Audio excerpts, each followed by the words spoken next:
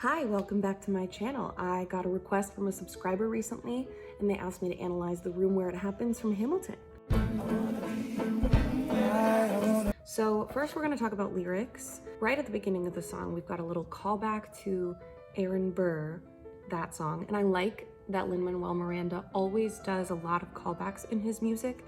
He always mentions other songs in the lyrics and he reuses melodic hooks in different parts of the play. Right off the bat, Hamilton says, "Mr. Burr, sir." Mr. Secretary. Mr. Burr, sir. We've got the same rhythmic thing going on there with the Aaron Burr, sir, Mr. Burr, sir. So, yeah, they talk about, did you hear the news about good old General Mercer? Because it's Lin-Manuel Miranda, you have a really intense, really good rhyme scheme.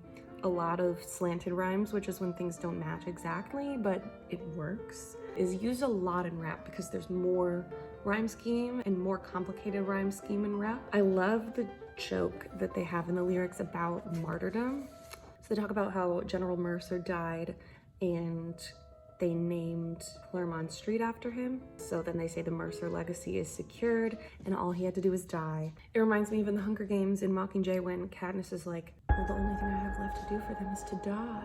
Another great line is, hate the sin, love the sinner, which that is like an 18th century way of saying don't hate the player, hate the game. So I like that he knows exactly what era he's writing for. Even though there's a lot of modernization, he still adds in stuff that pertains to the time period that the story's taking place. Another really clever thing that he puts in here is when Aaron Burr says pièce de résistance. That is French, sort of another reference to like Jefferson's influence, I think. And then the literal meaning of pièce de résistance is, it says piece of resistance or opposition. And so it kind of matches with Burr's moment when he decides to break from Hamilton and the Federalist and sort of strike out on his own, which is, I think, really a nice detail to add. I also love when the chorus emphasizes important phrases of the song.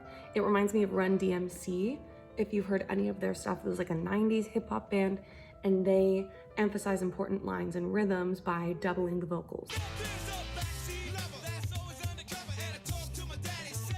And that's what the chorus is doing in this song. I loved V. Diggs' performance on Let's Hear What He Has to Say. I approached Madison and said, I know you hate him, but let's hear what he has to say. There's so much character. There's like that little break. It's almost like in the style of a voice actor. That's what it reminds me of. Also, another detail that I like in the song is this little musical motif that plays in between the sections. That it reminds me of sort of like an 1800s record scratch, which I think is cool. Another clever thing that he does here is he doubles Burr's no as both the end and beginning of a sentence. So he's like connecting the sections. So a lot of times with musical theater songs, I have a hard time analyzing the structure because I'm much more familiar with pop music. But with this song, I think you could say that the section of Hamilton and Burr talking near the end, not the beginning, could be described as a bridge because it helps to connect the initial thoughts of the song, which is Burr describing the way deals go down, and the conclusion, which in a song, the bridge should answer the question, basically. The end of the song should be the conclusion. And the conclusion here is like the literal answer to a question because Hamilton asks Burr what he wants, and he finally admits that he wants to be in the room where it happened. So the opening of the song is just him describing, no one was in the room where it happens. What happens in the room where it happens? And then Hamilton is like, why do you want to know? And then Burr finally admits that he wants to be in the room where it happened. Not just that, he wants to be in on the deals because he wants power. To conclude the song, they go back to click boom and Burr belts his heart out and it's amazing.